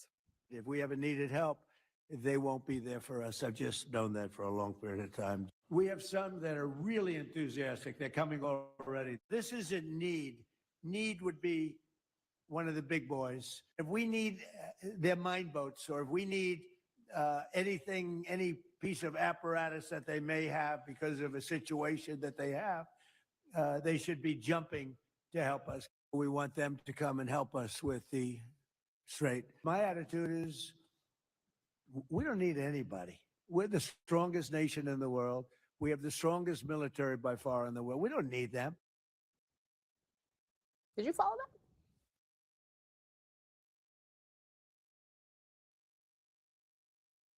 You're one sentence away from launching your website with Base 44. Since the beginning of the internet, there's never been such a fun, fast, and And of course, the question on everybody's lips over the past week, since Iran has successfully, even though its military has been seriously degraded, its capabilities seriously undermined, it has successfully used its own trump card, forgive the pun, which is closing the straits. And everybody has therefore been asking, how can this man, who his allies claim plays 3, 4, 5-dimensional chess, what was his plan to prevent this from happening? Because, of course, everybody knew that one of the reasons that his predecessors have not done this is they knew that in extremis, Iran could unleash economic warfare with almost no capabilities whatsoever by closing these straits. Well, Trump, again, in this press conference, or Trump again in the same day, claimed that he'd seen the whole thing coming 20, 30 years ago. So, yeah, he said, oh, I knew about the Strait of Hormuz. That guy was absolutely clear about it. Well, really? I mean, we're used to Trump exaggeration. But then he uses a story, as you say, Lewis, going back to pre-9/11.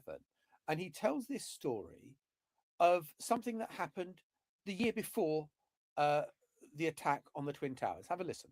I knew about the Strait, that it would be a weapon, which I predicted a long time ago. I predicted all of this stuff. You guys were very generous in that. I predicted all of it. I predicted Osama bin Laden would knock out the World Trade Center. I made that prediction a year before he did it. I said, you better get him. He's a bad guy. I watched him be interviewed one time, and I said, that's a bad guy. You better get him. 1 year before, exactly. I wrote it in a book. You can even check. About a year before the World Trade Center then came down, President Clinton actually had a shot at him, and he didn't take it. Unfortunately, I'm not blaming him for that, but he didn't take it. And he ended up knocking down the World Trade Center, but I predicted that too. I predicted a lot of things. We strongly encourage. I wrote it in a book. You can even check. Well, if you do check, you find that that story is pure 100% fiction. He did not predict anything. He didn't say that the Twin Towers would come down.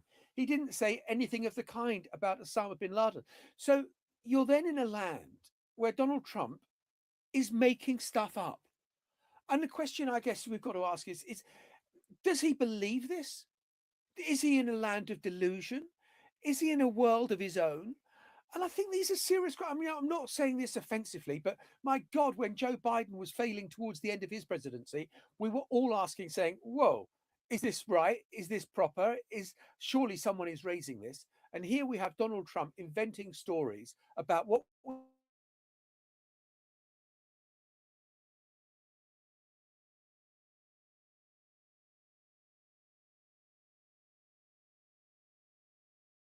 was in a book. This book, The King of Kings, will kind of tell you everything you need to know about how we got to this place with Iran. Iran has been playing the oil game for decades. This was the Shah, right?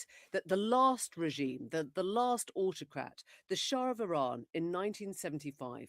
He goes on CBS 60 Minutes and he's asked by Mike Wallace, the host, if he has any concerns for Americans who have to struggle now without their oil because he's pushed up the price and he's created such tight conditions for releasing oil into America. Just listen to him here. The price of oil has been responsible in the United States for 0.5% of your inflation, and in the countries of Europe for 2%. Japan, hardly a little more. That's all. And the huge sums of money piling up with the oil producers. Well, it's new to you. It's new. How could these strange people living, it's not our case, but living on sand have such money? It's maybe a little shock at the beginning, but you're going to get used to it. You're going to get used to it. All you have to do is take a peek at history to understand that Iran knew exactly the game that they were playing with oil and with the way they sanctioned their resources. You didn't have to be that brilliant. You just had to ask somebody who knew slightly more than you did if you were President Trump. And what was extraordinary in that press conference yesterday is that there were moments, apparently, of genuine self-reflection and lucidity from Trump, where he himself seemed to acknowledge the worst criticism that is being made about him and about American foreign policy. Just listen to this, where he basically seems to suggest that the reason he's done this is because America has had a habit of attacking other Middle Eastern countries down the decades. We don't need oil. We have all the oil we need for ourselves. It's one of the great assets that we have. We have more than double what anybody else in terms of oil production. We're at more than double any other country. Say we did have a habit, which is not a good thing to do, but we did it because we have some good allies there. We have some great Middle Eastern countries there, Israel there. So we did it for a lot of reasons. And look, this is kind of, I mean, this is probably 1% of the stuff we could be playing, from the same 60 minutes or 90 minutes or whatever it was. The thing that I kept thinking about it is that phrase, watching it, is that phrase that Trump's friends and allies in the media and so on like to sort of bat around the head of those of us who've been a bit skeptical about the president over the years, which is Trump derangement syndrome. Well, frankly, watching that, it's not Trump. The question isn't about whether we've got Trump derangement syndrome. The simple question is whether Trump himself is deranged. And looking at where we are now, he's 3 weeks into a war whose objectives he can still cannot articulate, never mind to the world, but to the American people. He's got a defense secretary who's saying it's just the beginning. He's saying that it could be over any day. He doesn't know if the new supreme leader is alive or dead. I mean, this is a man who is not in command of events, right? This is a man who is currently being driven by impulse and whatever is in his head at any given moment. That press conference showed that.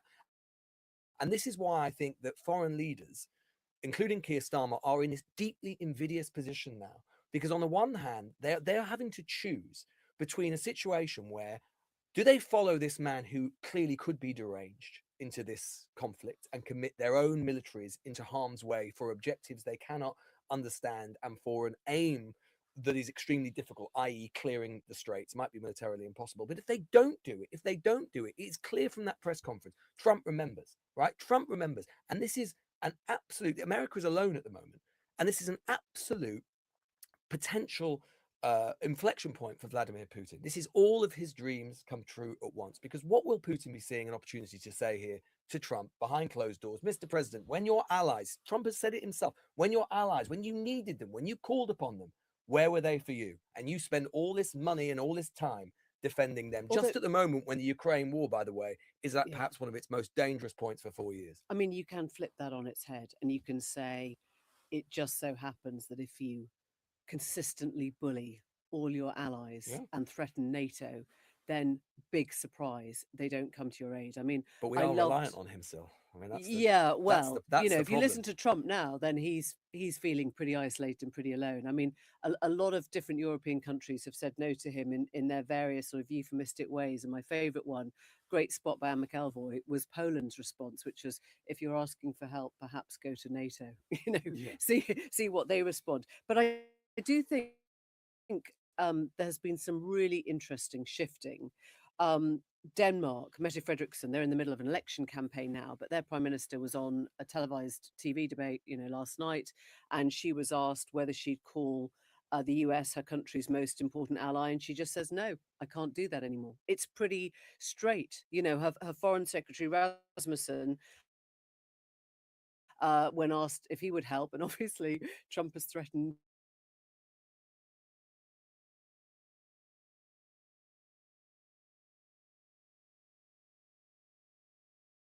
I mean, I'm going to run a mile, but I'm not going to say that to your face. I'll keep an open mind. I mean, the Putin thing is really important now, and I think that explains partly why Zelensky is in Downing Street seeing Keir Starmer as we record this, because Starmer is, I guess, trying to say this is not the only war in the world, right? The war that we're really focused on, that we should be focused on, that needs our focus, is what's happening to Ukraine now vis-a-vis Russia, who's just had all his sanctions lifted for a month. Yippee, free oil, loads more money.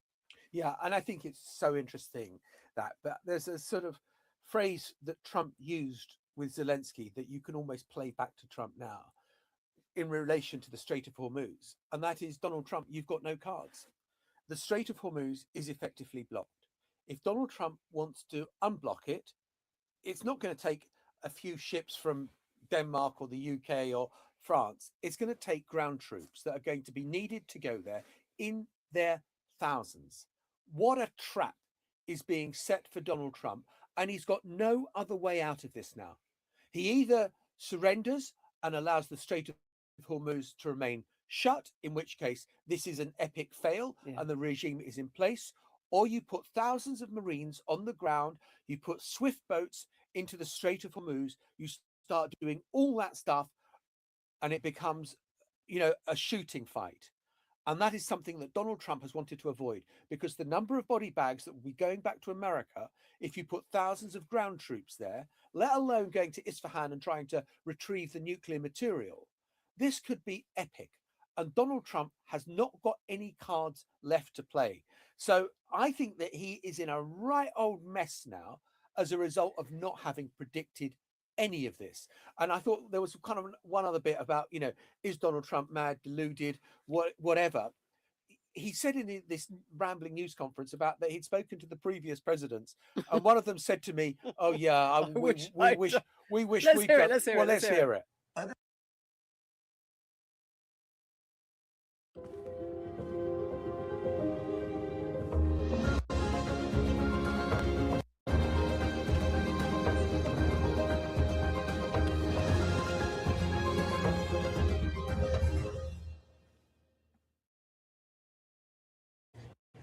This is Oxford Street, like you've never seen it before.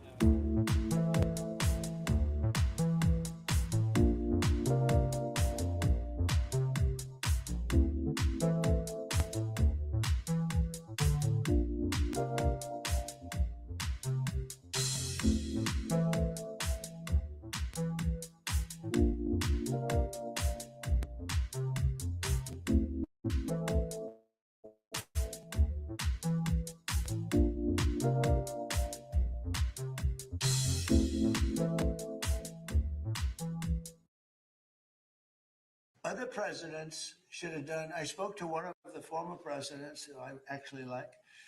I actually speak to some. I do like some people, be shocking. And he said, I wish I did what you did. Could have done it.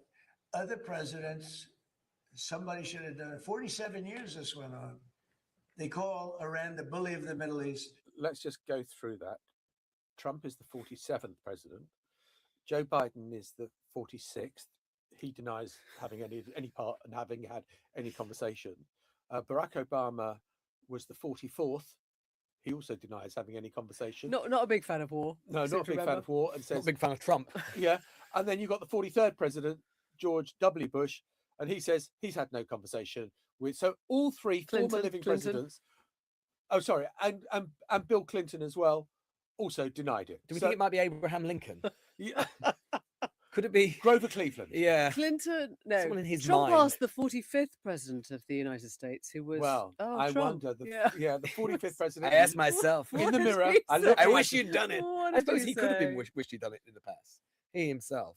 So again, it's just the land of But also, fantasy. it's very that easy is to disprove these things, right? Quite. It's really just like when he says a lot of people have said yes and they are sending military aid, and we're like, who? And he's like, I can't tell you. Would anyone like to tell us? No, there is no country that has so far admitted signing up to Trump's call for military aid. But this is, I mean, this is maybe this is just a sort of net result or the natural end point of living in fantasy land, which he does so often about so many things. You know, that 99% of the time, because of the kind of polarization of American politics, and because a good proportion of the American electorate will, or certainly the MAGA base anyway, will believe whatever confected nonsense he may well believe to exist. But there are just some times, right, where confection and imagination doesn't win the day. And the Straits of Hormuz, to go back to your point, John, is either open or it's not. The oil price is either rising or it's not. Those are inescapable realities. And I think you put it exactly right, which is that he has set a trap against himself, because the natural logic of this war now, it seems to me, is either regime change or bust. Yeah. Because if you leave the Iranians, he could just declare victory and say fine, but you leave the Iranians in place and actually the regime is cemented. They have shown to the entire world that when push comes to shove, even though, yes, their military capabilities have been severely degraded, even though, yes, thousands and thousands and thousands of rockets have poured down upon them, they've survived it. And when push comes to shove, they can unleash economic warfare on the world. They might emerge stronger than actually going into the war in the first place. So the natural conclusion now, it seems to me, is that Trump either has to step it up further or he's lost. And he cannot stand losing. I mean, what I would say is, from Israel's perspective, and they're obviously the other player in this, they think that it's going much better than Trump does, right? They can point to, for example, overnight, the killing of Larijani, who's the head of the Secret Service, essentially the man who many think is responsible for the massacres of the protesters on the streets of Tehran in January. They can point to another beheading. They can say this is part of our overturn of the regime. Others will say, actually, all you're doing is cementing the Revolutionary Guard, the IRGC in place. And if all this was about trying to kill Iran's nuclear capabilities, which from what we know, they still haven't touched, they haven't dented any further than they had last June. What is happening if you're Iran now? You're thinking, Jesus, the only way to protect ourselves in the future is to get a nuclear bomb. In other words, you are hardening up the stance towards that country's own defense in a way that was never as obvious before this conflict took place. If your objective is to say Iran must not get a nuclear weapon, and therefore our military objective is to take all the enriched uranium that Iran currently has and remove it from the country, you're not going to do that by bombing from the skies. You are going to need troops on the ground who are prepared to undertake a military operation to seize all that material and to get near it. And that immediately means you are in a proper war with, you know, troops facing each other, tanks facing each other. Exactly what Donald Trump wants to avoid. Exactly what he promised would never happen. This goes back to the Mark Kelly. And he famously put out this video along with other senators, other legislators that warned the military not to get pulled into something that might be an illegal act. Now, I guess, you know, there's been no congressional sign off for this. There is still a question mark over whether this is in any shape or form an illegal war. But where would that leave troops now? I mean, I genuinely don't know the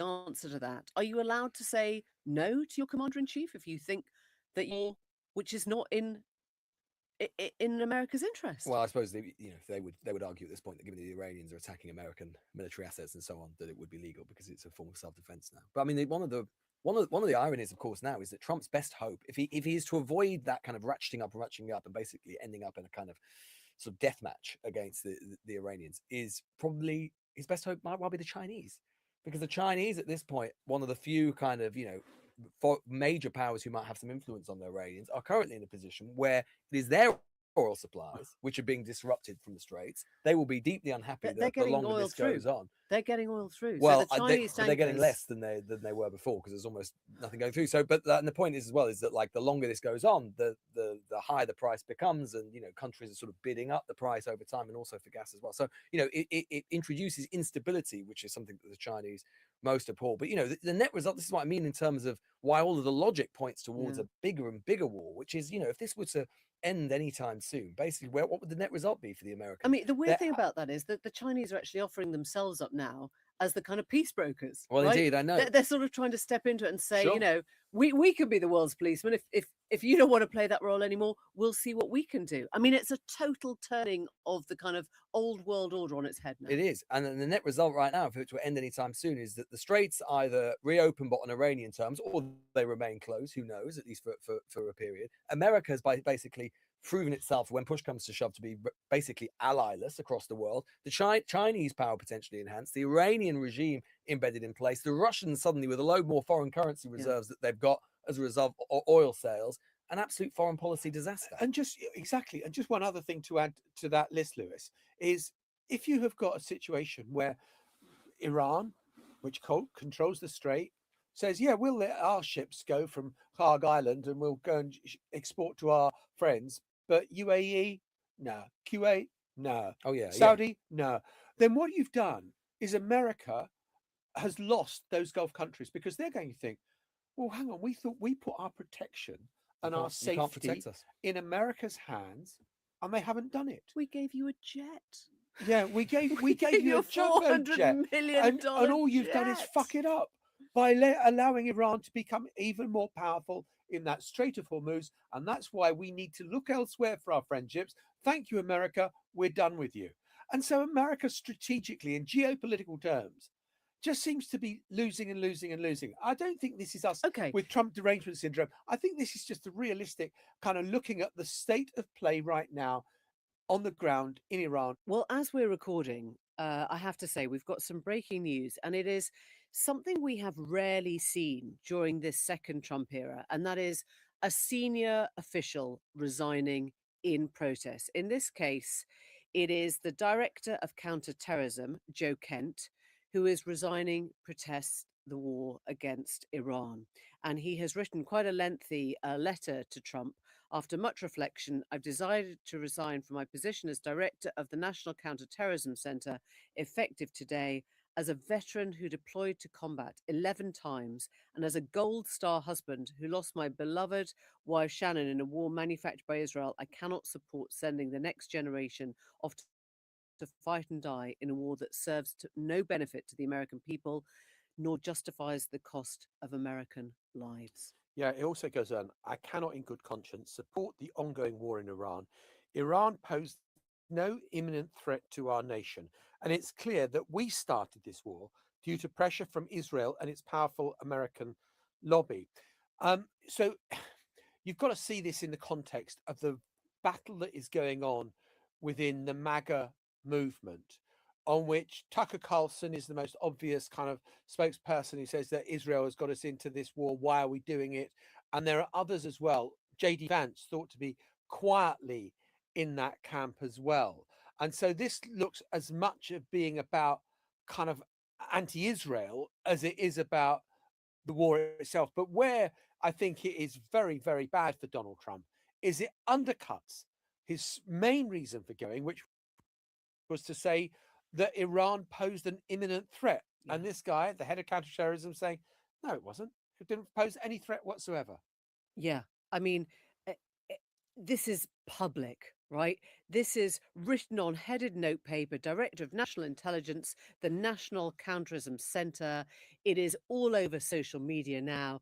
It is directly in Donald Trump's face. Somebody who went to war for his country 11 times. Somebody who has lost their own husband, wife, who has lost their own partner, their own wife in combat, is saying, this war makes no sense to me. And to your point about the sort of the anti-Israel line, what he's saying is, early in this administration, high-ranking Israeli officials and influential members of the American media deployed a misinformation campaign that wholly undermined your America First platform and sowed pro-war sentiments to encourage a war with Iran. This echo chamber was used to deceive you into believing that Iran posed a threat. I mean, it's interesting to spell out that you think your own president was deceived by an echo chamber. I mean, that doesn't speak volumes to the confidence he must have had in him, that he could just pick up bits of the American media or of what he was being told by Israeli officials and sort of somehow conned, right? Yeah, well, look, what he's saying is a much more dramatic version of what the Secretary of State, Marco Rubio, said, which was that, you know, kind of Israel persuaded America to go in. And then, of course, Donald Trump the next day comes out and says, no, we persuaded Israel to go in, because Donald Trump can't have it be seen that he was somehow led blindfolded into this, you know, kind of not aware of what he was doing. But this will kind of set fire to the argument within America, within Donald Trump's own power base of what the hell is going on in Iran. Look, this is 2:10 now. We're recording it. The news dropped in the last few minutes. I guess one of the questions we'll ask is whether this will be a tipping point. Will this allow others to follow suit? Will it be a defining moment in terms of who has to say whether they are with him or against him? Do you remember the whole Bush line? You're either with us or you're against us. If Donald Trump turned around to his administration, his cabinet now, and said, if you're not with me on this war, get out, who would go? Well, go back to that analogy, and it was the coalition of the willing in Iraq in 2003. And what we seem to see in America today is only the unwilling. We'll be back. Well, Keir Starmer made it very clear yesterday that he wasn't going to get dragged into a war in the Middle East. What about the opposition leader, Kemi Badenoch? This was her response this morning. Found the words that were coming from the White House yesterday, which is quite shocking.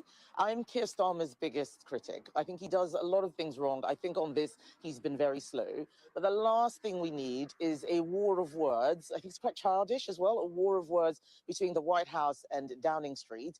We've got President Zelensky in the UK today. Oh, Kemi, so what are you saying? Who is quite childish? And who is having the war of words? Because I didn't hear Starmer say anything. So is she jabbing at Trump there? Is she just alluding to it and then running away? Or has she been pulled aside by a timely advisor and told that her poll numbers would be badly hit unless she suddenly worked out whose side the Conservatives were meant to be on in this particular dilemma? I think you've seen over the sort of past 2 to 3 weeks, I mean, the sort of a pretty slow but nonetheless absolutely recognizable complete reverse ferret from quite Kemi acrobatic, Badenoch. wasn't it? Almost, yes, exactly, almost like trapeze like. I mean, you know, remember, let's not forget, Kemi Badenoch started her criticism of Starmer by saying that we are in this war whether we like it or not. She's completely explicit about that. And then about a week to 10 days later, said to the BBC that, no, I was never in favor of us going into the war. I was just criticized that the government had been too slow.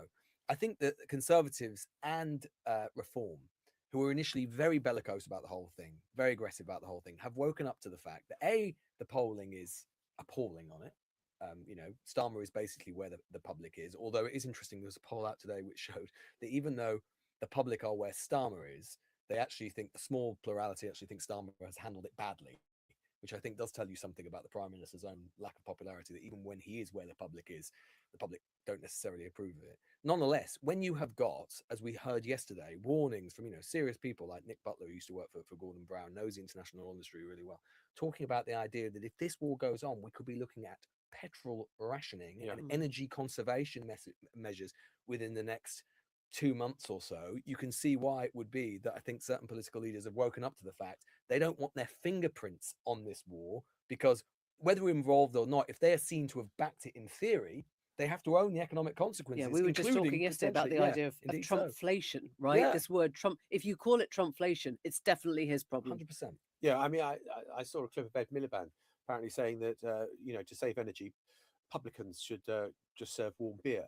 and you can't afford to refrigerate it anymore. If you want to save costs, you serve warm beer. He's There going was to a- find himself even more popular than he currently is. Exactly. But I mean, there was another clip of Kemi Badenoch I heard last night, which I just laughed when I heard it, which was a reporter said, should we be sending Navy ships to the Strait of Hormuz? And Kemi Badenoch replies, well, the Prime Minister will have had more detailed briefings on this than me. Oh, well, that's leadership. Don't isn't ask, it? don't ask, Don't don't ask. I ask. don't want to go there. I don't want to go anywhere near this question. And I think that this speaks to whether it be the political class, whether it be the press, many of them with right-wing owners, are just seeing that this is all nuts that's happening in, under the guise of Donald Trump, and that they're putting distance. People who are the supporters at the moment right now in the UK of what Trump is doing. Who are the people saying, you've got this absolutely right? Now, I'm sure there are Iranians who think this is great that the regime may be gone. I'm sure there are people, with connections to Israel who are kind of hopeful that the regime will come to an end. But in terms of a strategy, where are the friends of Donald Trump saying, you're playing this so well, we're right behind you? What is Reform saying now? I mean, what are they? Farage's line now is that we should be backing it, but because we don't really have the capability to do so, so we can't. Right. So if we had the ships, we'd be going for it hard. So we're man, metaphorically back it without any hardware. Yeah, we're right behind you. Just, I mean, you know, do you think? I mean, from the Mid-Atlantic. here's a weird thought which came to me in the middle of the night. Do you think Starmer kind of dragged his feet on sending old HMS Dragon? It's in Gibraltar now, by the way. I mean, what did it go wrong, or did it just? No, it's meant. going Oh, it's right. going. Yeah, yeah, yeah. It's But on do its you way. think he's just? Do you think he's just slowed down the whole thing because he doesn't actually No. want to have a ship there? No, I don't know. I think he needed to have a ship in Cyprus. I think he needed to have kind of a vessel there that would kind of this is kind of, we've got a big air base there, and if you haven't, So not if you're protecting it- Farage and Kem, if you're Farage, you just slag off the fact that we've decimated our military. Fair enough. I think a lot of people feel like, at a time when the world is very precarious, we haven't spent enough on defence. We kind of get that now. If you're Kemi, you can't say that